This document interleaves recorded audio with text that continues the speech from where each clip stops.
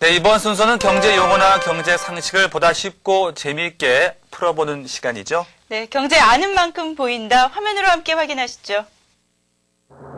최근 버락 오바마 미국 대통령이 발표한 은행 규제 방안이 국제적인 논란이 되고 있다. 이것은 미국 은행들의 방만한 경영 형태를 막으려는 미국 금융개혁 법안의 일부 규정인데 그 실현 여부가 국제적으로 초미의 관심 대상이 되고 있다. 요즘 경제 지면에서도 심심찮게 찾아볼 수 있는 볼커룰이 바로 그것이다. 볼커룰은 크게 이제 두 가지 사항으로 요약할 수가 있는데 첫 번째가 이제 은행의 자기 계정 거래를 금지하는 겁니다. 자기 계정 거래란 무엇이냐면은 은행이 고객의 요청에 의하지 않고 은행 자신의 자금으로 정권 투자를 하는 그런 행위를 이제 자기 계정 거래라고 합니다. 두 번째 이제 볼커룰의 조항은 은행이 합병을 했을 때 그 합병의 이제 은행의 규모가 전체 시장의 10%를 넘지 않아야 됐다는 겁니다. 결국 이제 은행의 대형화를 이제 막겠다는 거죠. 크게 이제 이 두 가지를 볼커룰의 주요한 사항이라고 할 수 있겠습니다. 백악관 경제회복자문위원장인 폴 볼커의 제안이 대폭 반영되었다고 해서 이름 붙여진 볼커룰. 볼커룰은 금융회사들의 도덕적 해이를 막기 위해 꼭 필요한 제도라고 하는데 과연 어떤 내용일까? 세계 경제를 흔들리게 한 금융위기. 경제 대국이라 불리는 미국 역시 이번 금융위기를 피해갈 수는 없었다.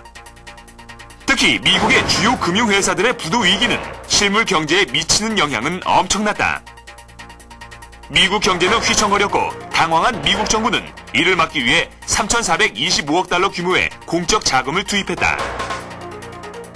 국민들의 혈세를 통해 방만한 경영으로 도산 위기에 몰린 금융기관들을 살린 셈이다.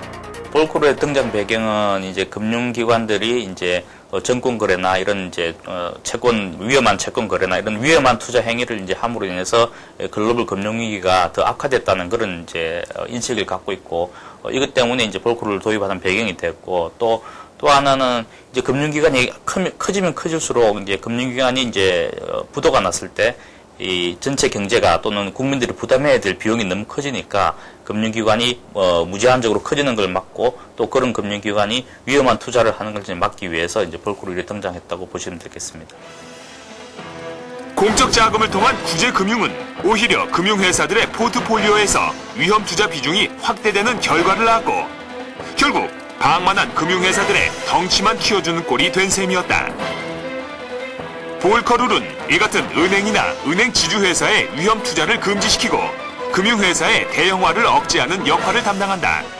이로써 공적 자금이 투입된 금융기관의 도덕적 해이에 따른 폐해로부터 납세자들의 권리를 보호하는 것이다. 이제 볼커룰이 이제 이슈화된 이유 중에 하나는 대부분의 국가에서 그런 볼커룰에서 금지하고 있는 사항을 허용하고 있다는 겁니다. 우리나라도 마찬가지고 우리나라 같은 경우에 은행이나 은행 지주회사가 그런 행위를 못하게 하면은 이제 그 은행의 업무를 분리를 해야 되거든요. 회사를 분할을 해야 되는 경우가 생기기 때문에 상당히 이제 다른 나라도 이걸 똑같이 적용하기가 상당히 이제 어려운 그런 조항입니다. 근데 이제 미국은 이걸 이제 전 세계적으로 공통으로 적용하고 싶어 하죠. 왜냐하면 자기들만 적용했을 때는 이제 경쟁력이 이제 상실될까봐 그런 우려가 있기 때문에 그런 차원에서 이제 볼커룰이 이제 문제가 되고 있는 겁니다. 볼커룰은 은행에 대한 통제권 강화를 의미하기 때문에 금융권에서는 반대 입장이 우세한 상황이다. 하지만 학계에서는 대체로 찬성 입장을 표하고 있어 시스템 위험 축소 여부를 놓고 그 찬반 의견이 팽팽히 맞서고 있다. 볼커룰의 긍정적 측면이라고 하면은 이 볼커룰을 적용했을 때 이제 은행이나 이제 은행 지주회사나 이런 이제 대형 금융기관들이 증권이나 파생상품 투자나 이런 채권 투자나 이런 리스크가 있는 투자 행위를 적절하게 제어할 수 있는 그런 장점은 있습니다. 근데 이제 부정적 측면이라고 하면은 볼커룰이 가지고 있는 기준을 실제 그 은행의 업무에서 명확하게 이렇게 구분 지을 수 없는 그런 문제점이 있거든요. 역사적으로 봤을 때 볼커룰과 유사한 이제 규제를 미국이 한 적이 있습니다.